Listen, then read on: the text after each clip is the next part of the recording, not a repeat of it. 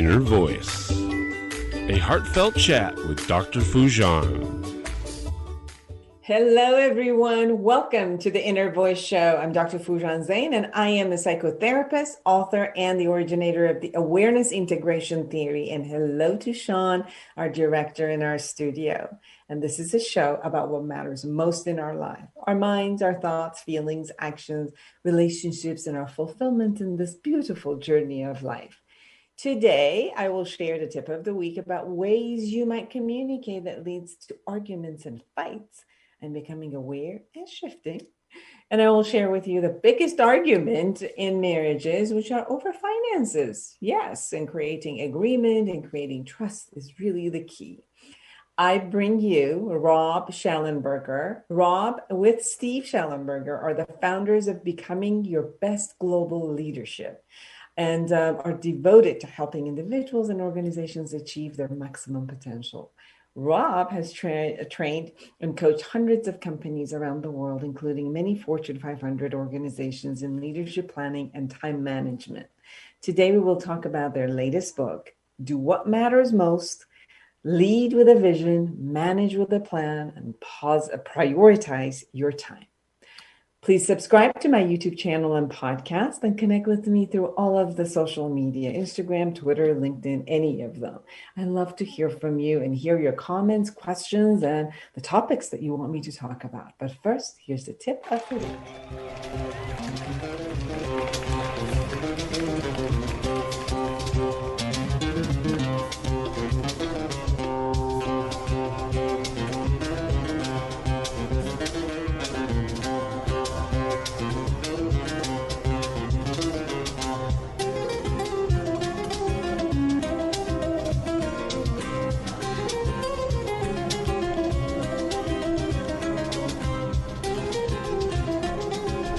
Here's the tip of the week. This week, I have been noticing all the ways we communicate that assure the creation of an argument and then move along toward a fight. So although no one is aware or volunteers to start or continue a fight, the way one begins the conversation, reacts throughout the conversation, or allows arguments to get escalated instead of information sharing or resolution is really being a part and creation of an argument. For some of you who have played tennis or ping pong, know when people are playing to enjoy the game, it's very different than when they only intend to win quickly as if they're in a tournament. An enjoyable interaction starts with a person who serves appropriately so that the playmate can catch the ball and send it back. The interactions will continue until the ball kind of falls in the middle and does not reach the other person, actually pretty much unintentionally.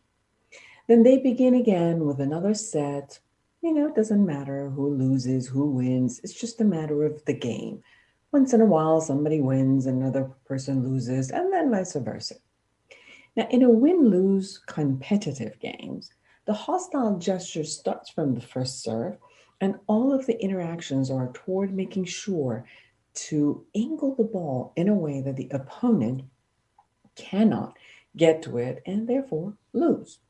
For practicing, some even only play with the ball machine, which only throws a ball with no expectation of it playing mutually with another human being. It's just a ball throw.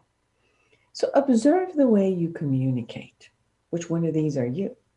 Do you communicate to exchange information, resolve a matter, co-create together, connect, learn, explore, or expand? Do you communicate to prove a point, I'm right, win an argument, or make sure that they know that you are right?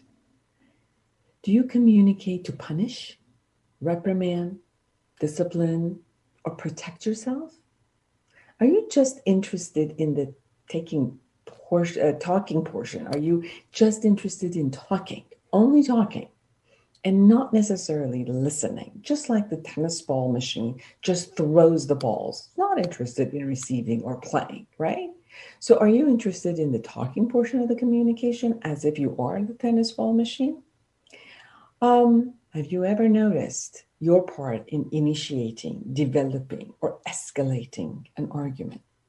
Have you ever noticed your part in de escalating or the resolution of a possible argument? Do you listen with the intention of understanding, or do you listen just to answer back? Do you throw your emotions at others, or do you observe, feel, own, and kind of like manage your emotions while you share yourself with others? The listening component of the communication with interest and curiosity is an important factor. Most people focus on what they want to say, but not how they intend to listen. Most also focus on the words they use and not the intention or emotion that is being expressed side by side with those words. You're responsible for the containment and management of your emotions as well as how they are expressed and delivered within a conversation. Many allow their raw emotions to be expressed within a conversation and hold the other person responsible for holding and containing or even taking care of their emotion. It is best to contain your emotion internally and then share your emotion verbally, such as, I'm sad right now about such and such. I'm really nervous and anxious about, what's going to happen. I'm really angry at you because I heard this or I saw such and such, and it really made me angry with that. And this might support you not to react emotionally, because the reaction would be actually throwing all the feeling at them, not sharing it with them. Remember, if you don't want to argue and intend to have an exchange of information or to get to some resolution, then monitor the way you keep bringing up kind of like the defensive position. Check your dialogue, check your body language, check the tonality. Is it always on a defensive way or an attacking way, accusatory way? Even if the other person is getting emotionally activated or getting escalated, you can still shift and hold the conversation into an opportunity to connect, learn, exchange information with listening, reassuring, clarifying, and clearly stating what your intention and desires are.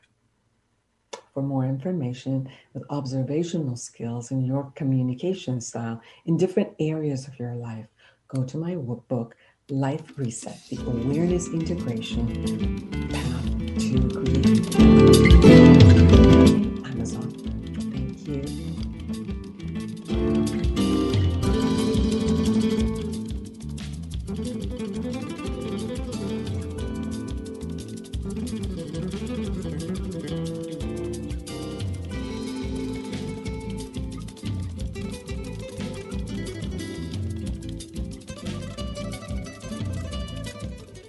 I have a lot of you asking questions, and thank you so much for sending me your question. Very appropriate about for this segment is actually a question that showed up is, what do we do when we argue about finances in our in our relationship, in our intimate relationship? Whether you are married or, in this case, the person says that they are engaged and they're living together, they want to know what do they do so that they don't constantly get into an argument. Well, it really depends on the philosophy and the management of the money, and maybe even the philosophy in management of the money. Some traditional relationships have come to some agreement where one person, usually the male partner, chooses to be the breadwinner and sometimes the management of the actual finances of the couple. Sometimes you'll see there's an agreement for one, maybe the male, or sometimes the female, to be the highest breadwinner, but the other person, maybe the wife or the husband, actually manages the money. And managing, what I mean is to really look at what are the bills, what are the expenses, how do they get paid every week, and then they can come together and start budgeting. Sometimes when they are engaged, they might still look at the modern marriages of having both parties contribute financially, regardless of who brings more money, and then they manage it together.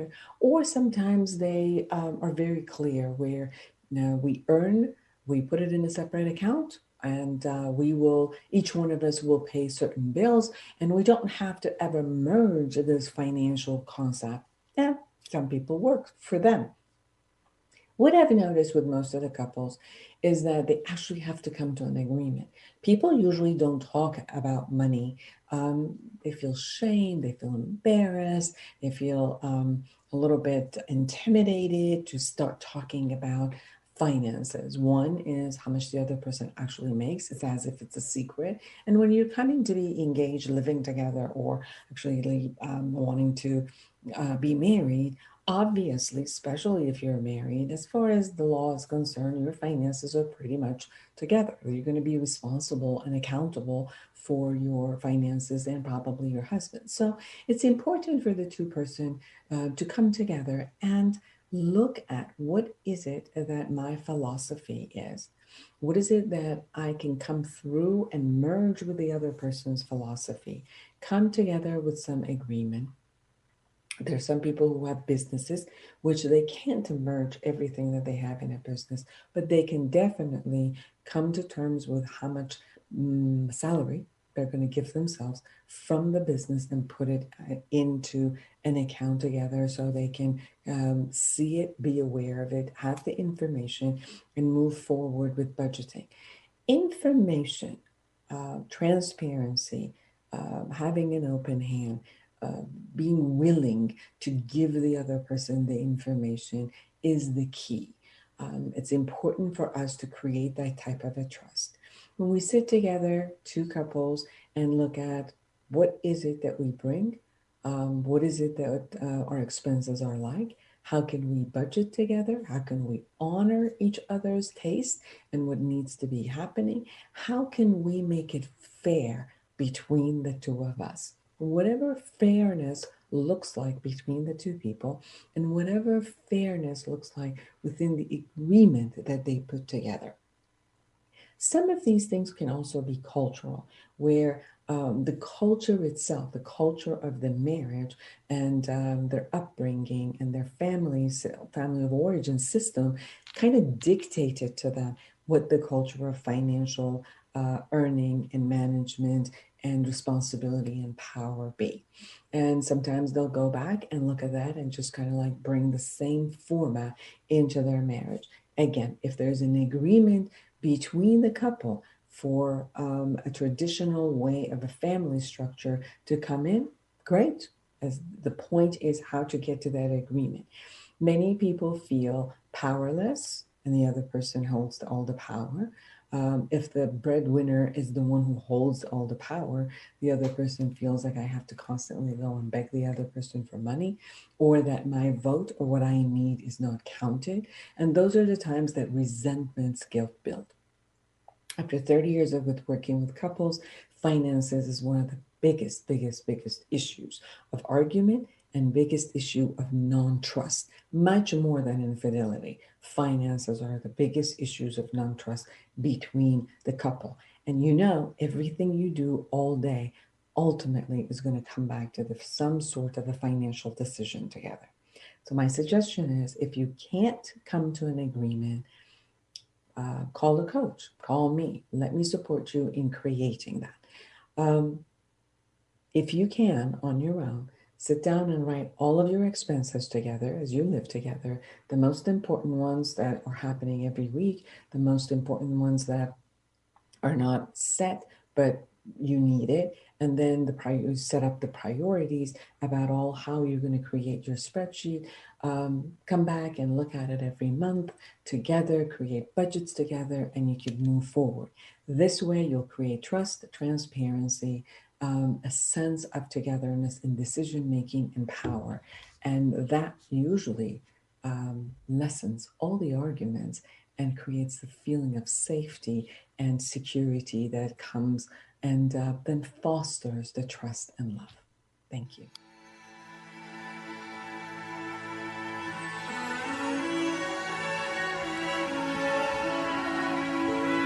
Well, welcome back, everyone. I'm Dr. Foojan Zeine, and I am excited to be with Rob Shallenberger. Rob with Steve Shallenberger are founders of Becoming Your Best Global Leadership and are devoted to helping individuals and organizations achieve their maximum potential. Rob has trained and coached hundreds of companies around the world, including many Fortune 500 organizations in leadership, planning, and time management. Today, we're going to talk about their new book, Do What Matters Most. Lead with a vision, manage with a plan, and prioritize your time. Welcome to the show. Well, thank you so much, Foojan. It's so good to see you and be with you. And for anyone who may be watching or listening, thank you as well. And I look forward to a great conversation that will hopefully, and I'm confident it will, make it worth your time being here today. Absolutely. I know it will. Now, let's talk first about we talk about a couple of principles. One of them is leading with a vision and developing a personal vision. So I know, so for example, when I've worked with people, many people don't even have a vision, or they have a vague vision, or their vision is not personal or expanded. So some of them is not personal and it's just out there. And some visions are really too much out there, but there's no like personal emotions involved about it. Can you share a bit about what you mean by a vision that is personal to you?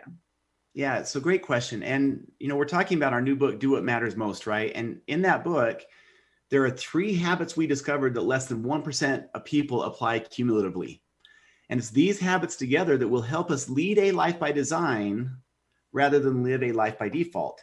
And so habit number 1 that you've just alluded to there is to develop a written personal vision.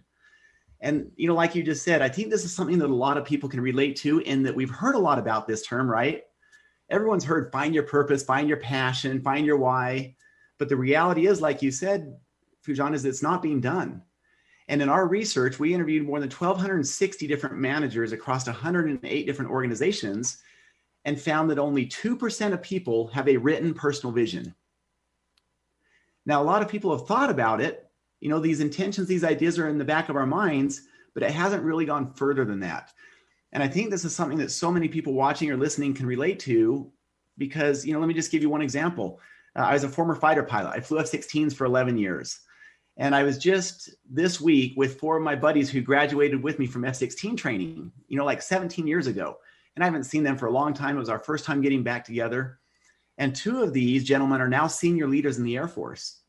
And one of them said, and this is indicative of what so many people have felt. He said, I've just kind of lost the passion that I once had. It's no longer there. I come back from vacation and I'm like, man, I don't want to go to work again. I'm dreading going back to work.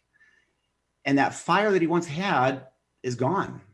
And I think a lot of people can relate to that is, what does that look like within you? Because once a person has a personal vision, it becomes like their North Star.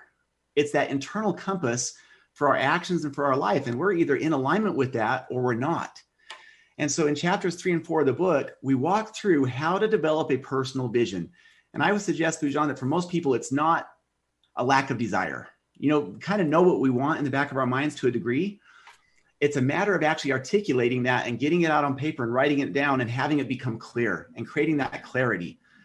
And if you don't mind, I'll just share 2 thoughts on this, and we can go a lot further and in depth on this if you would like. It's our opinion that your personal vision doesn't have to change the world. It just has to change your world.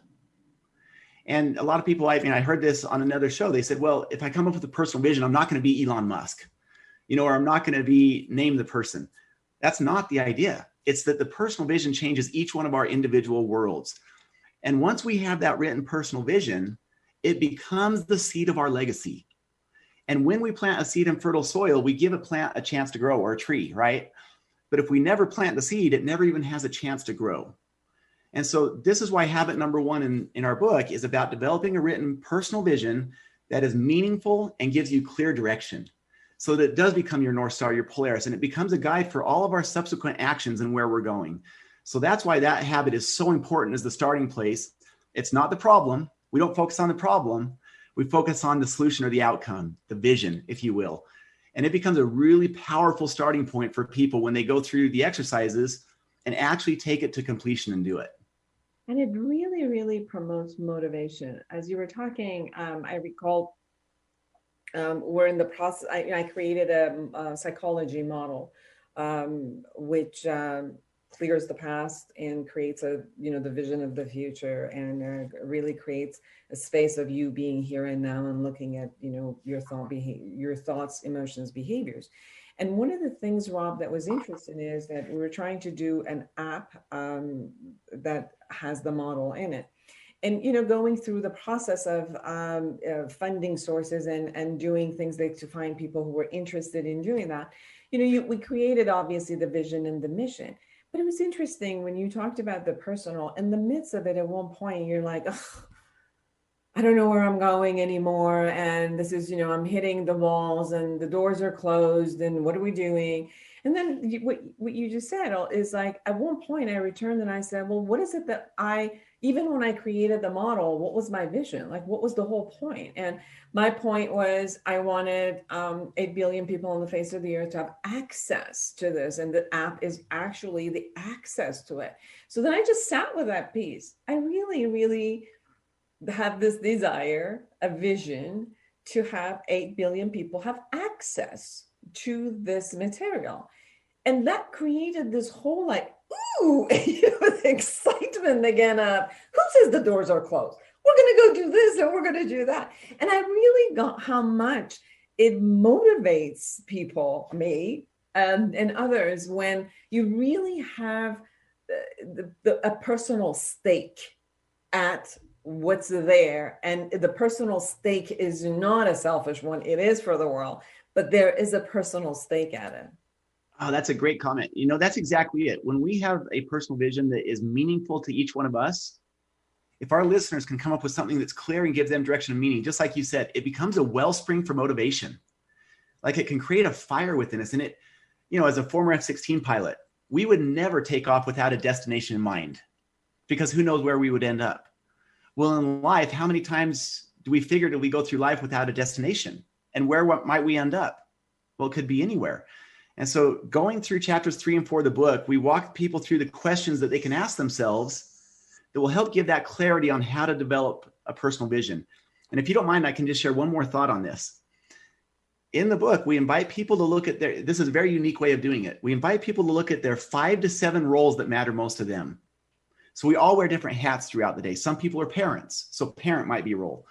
If you're in a relationship, partner or spouse. And the most important role is personal or self. You made that point just a second ago. We've got to take care of ourselves. And not just come up with a vision, but to come up with a vision for each of those key roles. And what does the very best version of you look like in that role? And I'll just give you one example. So I have 4 children. I'm a father and a parent and a spouse. So one of my roles is husband. And this is my role or vision in the role of husband. And honestly, I think about it every day. So to your point, it becomes a strong motivator of what my best should look like as a husband. And I know when I'm out of alignment with that and when it's my responsibility to get back in alignment. And I'll share it with you. It's very simple. I am a kind and caring husband who always helps Tanya feel like a 10. I am totally faithful in thought and action, and I constantly strive to compliment her, serve her, and be the husband of her dreams. Beautiful. Now, is that how it constantly goes? No. But that's where it's my role to get back in alignment with the vision, right? And that's the power of having that vision. It's beautiful what you said. For our vows, actually, for me and my husband, we did that. We created a mutual vision for our wedding. For our marriage. And then, we put it up in our bedroom, and it's like, well, that's the vision. And I've worked a lot with clients and couples where we've done the kind of their couple, the in between, not only their personal, but in between the relationship. And it's interesting in what you just said is, do we set the vision and are we always up to par with it? No, but what it does say is, when you're not up to par, and you always have the lead to go right back to it because it's there to see. And even when you're talking, whether you're in your personal roles or business roles, it is so amazing that when you have that vision and for your roles to be the best of you, it is so clear than when you're off. And sometimes when we don't have that vision, we're not aware that we're off. Like the offness becomes also part of the norm. When you're all intending to be the best in your vision, you catch you're off, and then you intend to come back. Like you'll be committed to your vision and coming back to that. And that makes you in the process of being excellent. You're consistently living your excellence. Yeah, that's exactly it. And so that's why, the 3 habits in the book, Do What Matters Most, that's habit number 1. And, it's just ironic. You've heard me say this several times. The title of the book is Do What Matters Most. If we in our lives are going to do what matters most, then that is why we need to start with the vision, because that is the right starting point to say, well, what really does matter most to you? What is most important? What does your best look like? And when we get clear on those things, then habits number 2 and 3 in the book become very powerful. But like you said, it's so much easier to apply the other habits when we have alignment and we know the direction that we're going. So you talked about roles, and then you also talk about prioritizing your time and the planning that goes into it. And you actually, in your book, set up a matrix. Can you share a little bit about the matrix that you offer about prioritizing tasks and times and roles and all of it?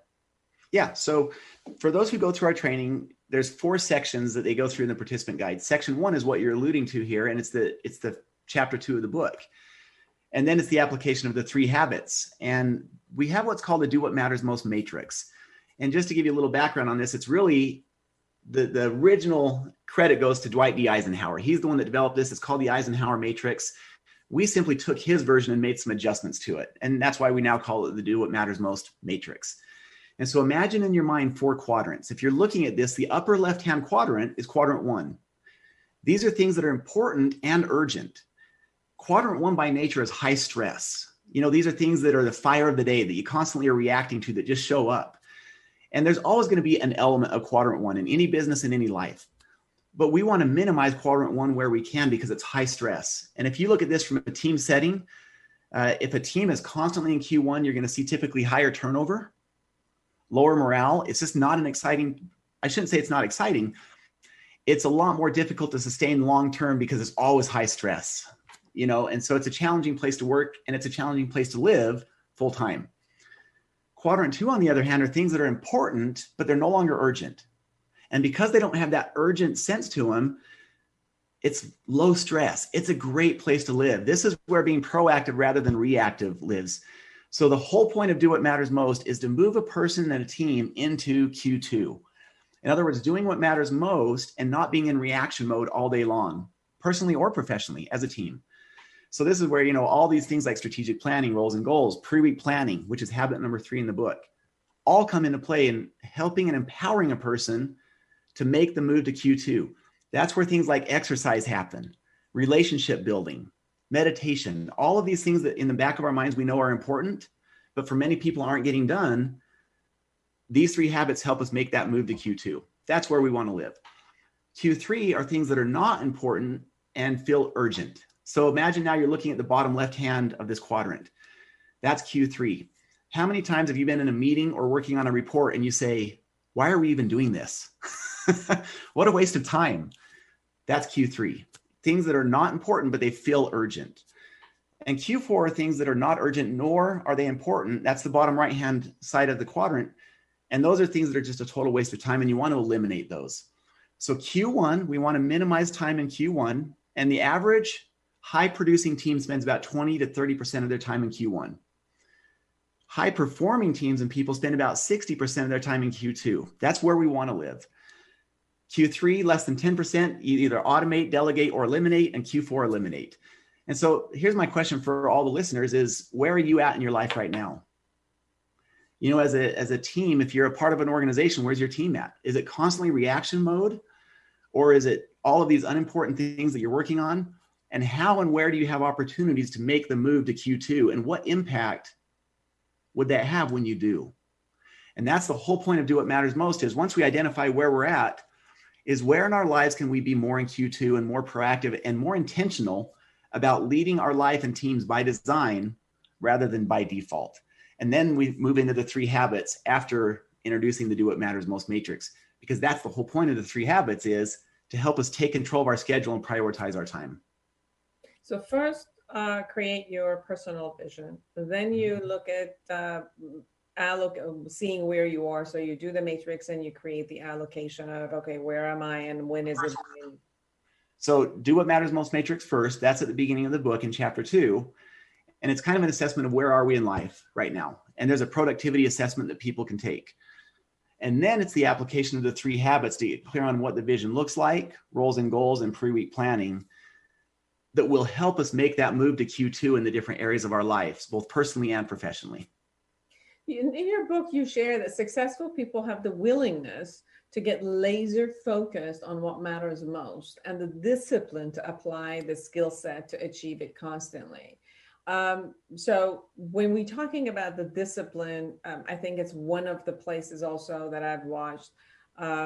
People have some issues with that. So for example, I work with people who only have the ability to be disciplined by others. Like if they're not, and we see this a lot right now, especially because of the pandemic, where people went home, or some people were going to go from a job that they had and they no longer have, they got laid off and now they want to open their own businesses. And they're finding themselves, because they're not in the same structure of a company which created discipline with it. And if they have to discipline themselves, like focus on what's important and move forward, they just don't. Like they haven't been used to it. They haven't trained themselves to be self-disciplined. And then we have the other people who are part of a team, but they rebel against the disciplinary starts and setup that is there. So in your book and with your methodology, how can you support people to be focused and disciplined? Yeah, that's a great question. And you know what? We need to acknowledge up front, this is not for everyone. Not everyone is going to apply the skill set. Not everyone is in a place mentally where they want to improve their lives. And that's okay. That, hopefully on their time and their schedule, they'll get to that place. But I acknowledge that's a reality for some people. We start our book the way you just said, Foojan, which is chapter 1 is Do What Matters Most mindset and skill set. And so there's 2 quotes that we used early on, and I really love this. And I apply this to my own life, and I invite everyone listening to think about these quotes and say, well, how does this apply to you? And here's the first one. And it goes like this: good, better, best. Never let it rest till the good is better and the better is best. In other words, how many times as humans do we settle for good? Where in our lives are we complacent? And in the fighter pilot world, there's an old adage that says complacency kills. And unfortunately, I know people who have died in the cockpit because they got complacent in the cockpit. They weren't paying attention to what mattered most in the cockpit, and they missed some key indicators that they should have caught. And unfortunately, they crashed. And how many times does that kind of thing happen in our lives? Or does it seem to be moving that direction? And I would suggest that comfort and complacency are one of the greatest hindrances to forward progress. And the truth is that we all have challenges, right? For some, it's relationships. For some, it's mental health. For some, it's emotional or physical health. It's the workplace, whatever. We all have these different challenges. And so I would invite us to all look at this and say, what are our blind spots? Because it's not what we don't know that should concern us. It's what we don't know that we don't know. And if we're not reading books, if we're not investing in ourselves, listening to this podcast or watching this, these are all great things that can help us remove blind spots that we didn't even know were there. And that's part of adopting that mindset of good, better, best, is how can we go from where we are today and get better? And then to your point, the second part of that equation is, assuming that we have that mindset of saying, I'm willing to put in the effort to get better, to become a better parent or spouse or professional, or to start showing up for myself physically or mentally. If a person is willing to have that mindset, then the next piece of the equation is the discipline to apply the habits. And these 3 habits really become the driver for everything else. So whether it is a relationship, whether it is health, vision, goals, and pre-week planning, the 3 habits in the book are laid out in a way in the book that they aren't anywhere else in the world. And that application of those habits are what become the driver for improving our health, our relationships, for finding that fire and that passion, for showing up in ways that we never did. And so to your point, discipline then becomes the key. And, you know, the one way we define discipline in the book, there's probably a lot of ways that it can be defined, is that discipline is about doing the right thing at the right time, regardless of how we feel about it. And pre-week planning, habit number 3, which I'm sure we'll talk about at some point here, in my opinion, is by far and away the most important habit a person can adopt in their life, because it really is the driver for everything else. There's a discipline required with that. It takes 20 to 45 minutes over the course of Saturday to Sunday for most people. And it's one of those habits that is life-changing 100% of the time when a person does it. Yet having the discipline to do it is key. And, you know, there's some things that can help with that. If a person is really willing, and we can set aside that cynic or the skeptic that lies in a lot of us, which is a very valid emotion. It's there to protect us.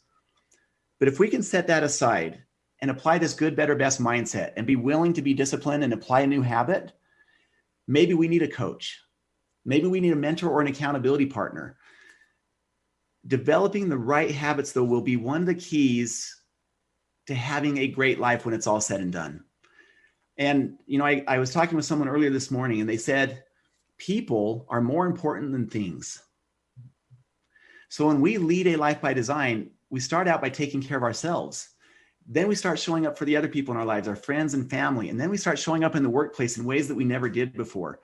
And so it really does start with the right mindset, in my opinion, Foojan, with this good, better, best mentality and mindset, and then a willingness and a discipline to apply the habits when we know they work. So our invitation is very simple.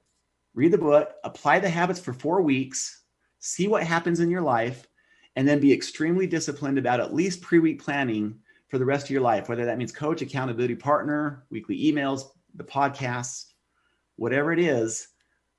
It starts with the mindset, but then it is the application of the skill set.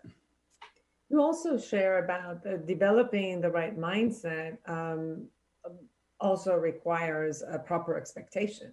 So knowing what it is that I'm expecting, and am I expecting something unrealistic? A lot of times when I've worked with clients, their expectations are, there's like, am I having a high expectation? And so I'm like, well, I don't know even if it's a low or a high. It just seems like sometimes it's unrealistic.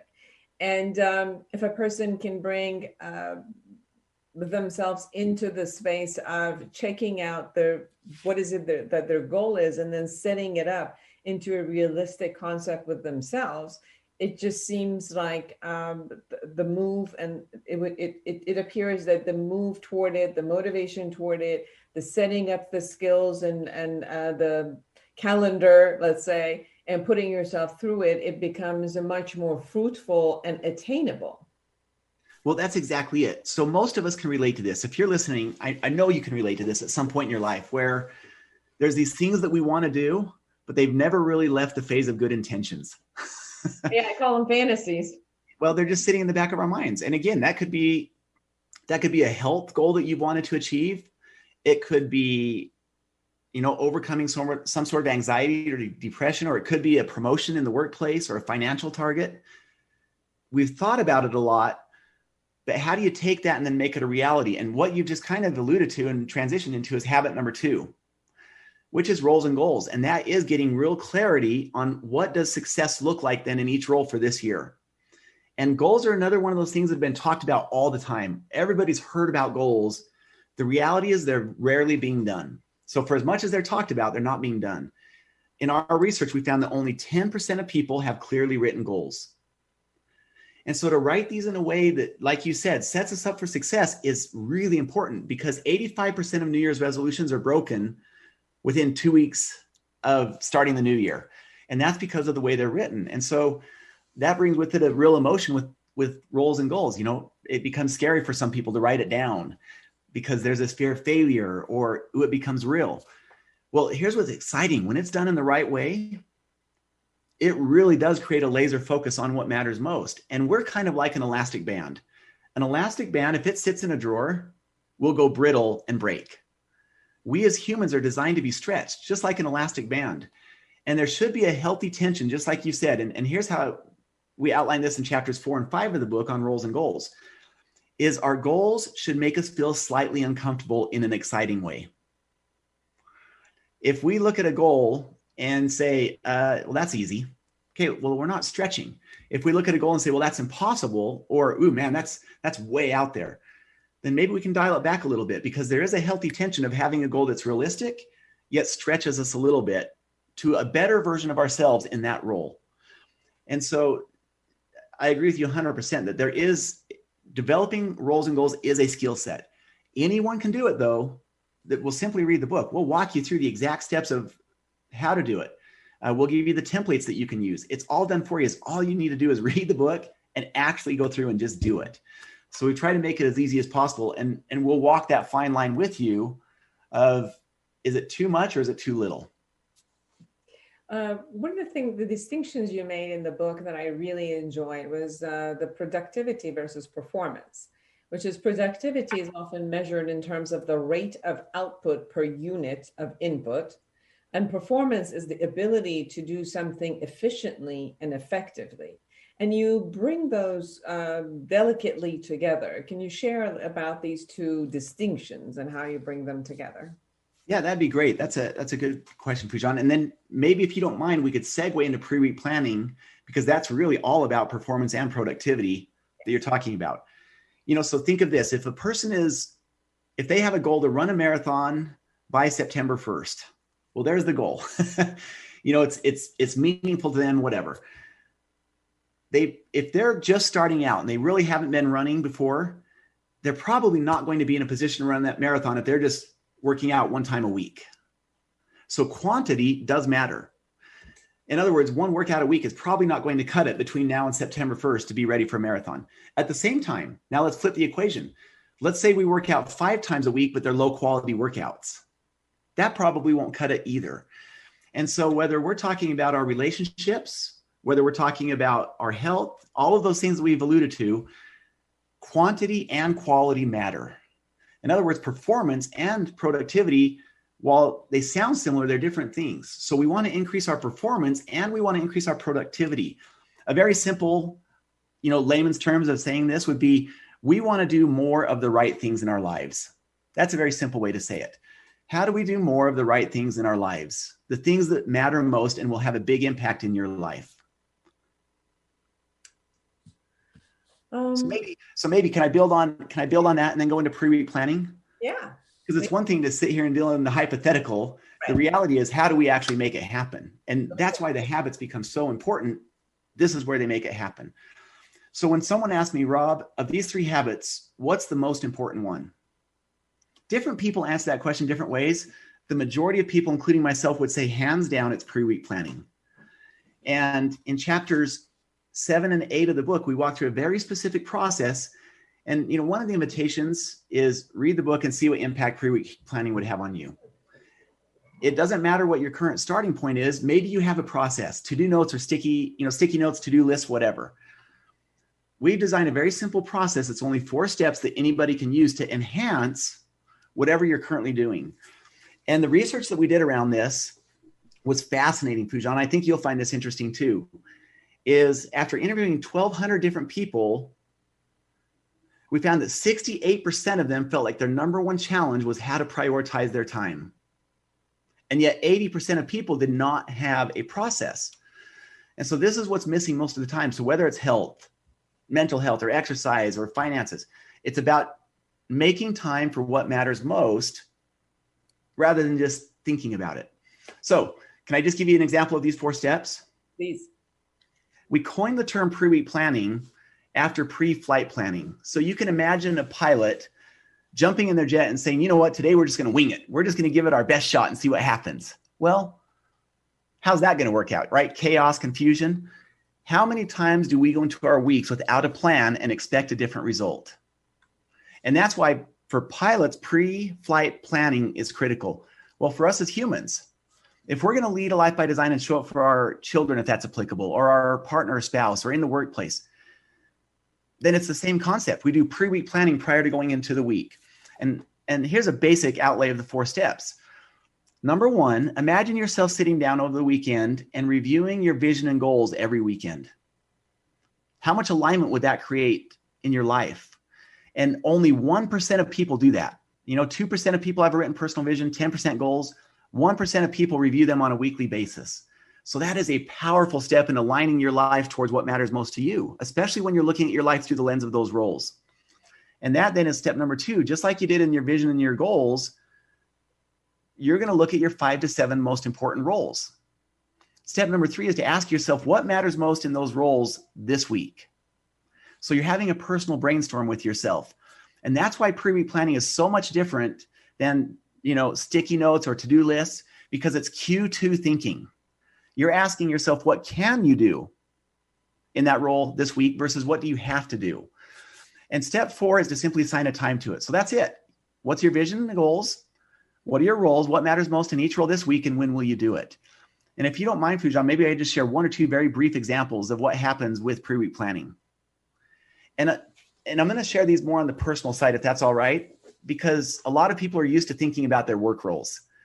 It becomes a whole new concept for most people when they start thinking about these other roles of their life that we don't typically think about outside of our, just general thinking. So we did this training with a group of executives with Pepsi. They went through the habits, the Do What Matters Most matrix. They got to habit 3 pre-week planning, and they were going through this process. And in one of them, pretty seasoned looking executive, gray to white hair, early 60s. In his role of father, he wrote, "Call my son." And we asked him, okay, well, why call your son? That's cool, but why? And he said, well, because my son and I got into an argument 7 years ago and we haven't talked since. We're like, okay, obviously a big deal. Well, when will you do it? Wednesday, 7:00. Great. Well, 6 months later, we were back with that same team, and this gentleman beelines over, shakes our hand, and we ask, well, how did it go? And this is what he more or less said. And I think we can acknowledge and relate to him, in different ways ourselves. He said, I was scared to death to pick up the phone that day. Is my son even going to talk with me? But because it was there, I finally picked up the phone and made the call. And it was amazing because as soon as we started talking, we couldn't even remember what we had argued about 7 years ago. And now we talk every week and we're best friends. And he went on to say something that just was jaw-dropping. On that same call, he found out that he had 2 grandchildren who he didn't even know existed. Now, there's really 2 ways to look at this. You could say, what a tragedy that it took 7 years to make that call. But the other way to look at this is to say, thank heavens he did make that call when he did, and that he's now showing up as a parent, as a grandparent. And there were 2 observations from this that were really interesting, Foojan. One, he said, every morning that I woke up, that weight was on my shoulders. I knew I needed to make that call because my son wasn't going to. And yet the very next thought was, I'll just do it tomorrow or next week. And can't we all relate to him in some degree or another? How many things have we been procrastinating that do matter most? And that's why the 3 habits together take these things that have been in our minds and they make them a reality. So he made that call, and you have a father that's reconnected, a grandfather that's now showing up. And he said, honestly, this is the best I've ever shown up in my professional role as a leader. I don't have that weight on my shoulders anymore. It was so liberating, and I didn't realize the weight I was carrying. And I'll just finish with this last comment on pre-week planning. In our research, we found that a person is 47% more productive in the workplace when they have a balance of success stories across all the areas of their lives. Absolutely. And we could flip that to the negative and say, well, we're 40% less productive when we have something significant going on in our personal lives. And I think the reality is we all know this. There's a pretty big blur now between our home life and our professional lives. Yes. We take work home and we take home to work. And so this is the power of these 3 habits together, as they help us have a balance of success stories across every area of our life. And so that's why we have that Do What Matters Most challenges. Apply the habits for 4 weeks after reading the book, see what impact they'll have, and they will be life-changing 100% of the time. And as you were talking, it dawned on me that the pre-week planning also supports the motivation and also supports the discipline that we were talking about. Because many people, kind of like set up stuff, but it's when you do it for that week, it becomes intentional. And that type of intentionality also promotes the discipline, because it's not just like you said that I have to, it's like I'm intending, I'm creating, I'm putting myself in there, and every week I'm setting it up, and that weekly setup for the next week, it takes a whole different, let's say, focus into what I need to do. So that's also what showed up for me as you were speaking, and how the bringing the internal and personal vision, bringing the roles in there so that my life is balanced and I'm taking everything into account. And when I look at my week, the week is also balanced. It's not just work or just personal or just fun or just any of it, but it's all of it.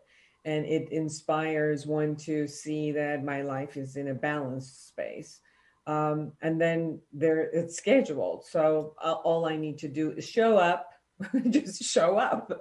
I put it in there, and then now show up. And I'm hearing that when you put these into action, you'll see that the productivity and performance are consistently higher and higher as they go in. Can I share with you? That's exactly it. Can I share with you the research we did on this? Please. This is actually mind-blowing. And it's just now, it's one of the greatest secrets I hope the world comes to know, because it is mind-blowing. And it really does transform the way we lead our lives. Here's just three quick points. 2 of these are research-based. They're in the book, so people can really go in depth on the research. I just had a lady last week who read the book 6 weeks ago. I mean, it was only released, in late May, so it's pretty recent. She read it 6 weeks ago. She's applied the habits, and in 6 weeks, she's lost 40 pounds. She's come off 3 medications. She started scheduling family activities every week that never happened before. She started scheduling one-on-one meetings with her different employees, the teams that she's leading, to get to know them and their stories better. And it's been amazing the connect that she's had at work. She says, in 6 weeks, my life has completely transformed. That will happen every single time. How could it not, when a person's looking at their different roles, and number 1, identifying their vision, habit 1. Number 2, their specific roles and goals for the year. And then number 3, doing pre-week planning every week. What's my roles? What matters most in each role? And when will I do it? Just by nature of going through that's life-changing. And the research behind it is this: a person who's consistent and disciplined about the habits. I love your word that you used earlier, disciplined. This is what happens specifically to productivity. Productivity will increase by at least 30 to 50% across the different roles in our life.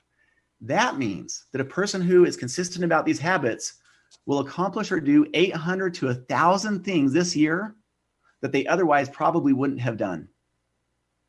Some of these are small, some of these are huge. And so imagine what happens when a team, all members of the team, develop the habit of pre-week planning. Imagine what happens in someone's life when they develop this habit and start doing things that take care of themselves. They start showing up for their spouse or their children in ways that they didn't before, or friends or coworkers. I'll just give you one more simple example of this. Under the role of father every week with my 4 children, I'm thinking of what I can do with each kid or for each kid that week. So last week, one of the things I did amongst the several ideas I came up with in pre-week planning was to write a little note for each one. So each one has a dry erase board in their room. So, while they were still sleeping, I snuck in with the dry erase marker, whatever, and wrote a little note telling them how much I love them.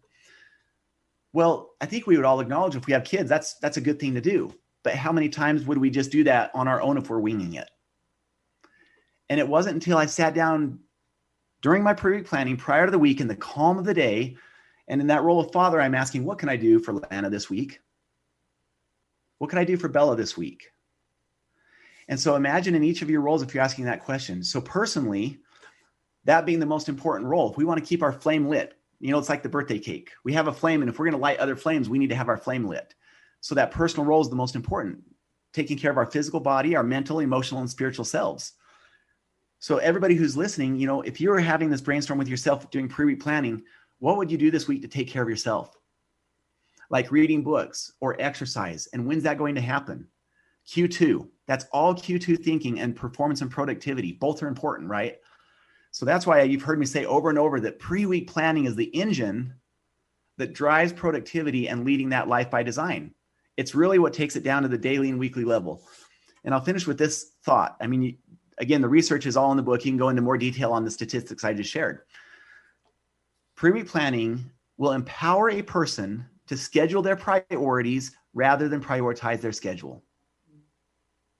Yes. To-do notes or to-do lists and sticky notes, those are typically reactive by nature, things I have to do.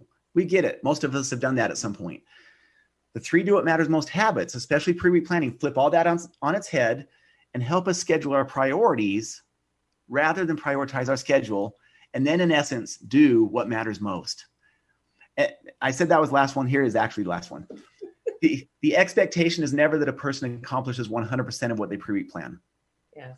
It's important that there's flexibility and allowing ourselves to make time for Q1 things that will show up. So 70 to 80% is the target accomplishment rate, and it's okay to miss some things during the week. Q1 things will show up, and the expectation is never perfection. Absolutely. Everyone, Rob Shallenberger, the book is Do What Matters Most, Lead with a Vision, Manage with a Plan, and Prioritize Your Time. Anything that we haven't shared and in 1 minute you really want everybody to know? Yeah, a great starting point, 3 things. Number 1, we have a free assessment that anyone can take. So you mentioned performance and productivity. It's a great assessment to see where you're at in life right now in general. And it will give you an objective score so that you have a starting point. We invite you to go to bybassessment.com. So BYB assessment, becoming your best, bybassessment.com. Take 5 minutes, take that assessment and see where you're at. Read the book, apply the habits for 4 weeks. And then if you would like to retake the assessment and see what happens to all of your scores. And across the board, you will see the measurable increase. And more importantly, you will feel it in your lives. That's what happens when we apply the habits. So bybassessment.com, read the book, apply it, and then retake the assessment and see the difference that's happened in your life. Beautiful. And everyone go to becomingyourbest.com and get the book, Do What Matters Most, Lead with a Vision, Manage with a Plan, and Prioritize Your Time. Thank you so much for taking the time and being with us. Thank you so much, Foojan. Sure appreciate you doing this, and everybody who tuned in and listened. Thank you so much. It says a lot about you, and you're just doing some great things, Foojan. So thank you for having an impact on the world for good. Thank you. Thank you for being with us. And this is an amazing book. It gives you a lot of step-by-step tool that you can use immediately as you start with the first chapter. So for all of you who are out there, create an amazing life for yourself and everyone around you. And until next week, bye-bye.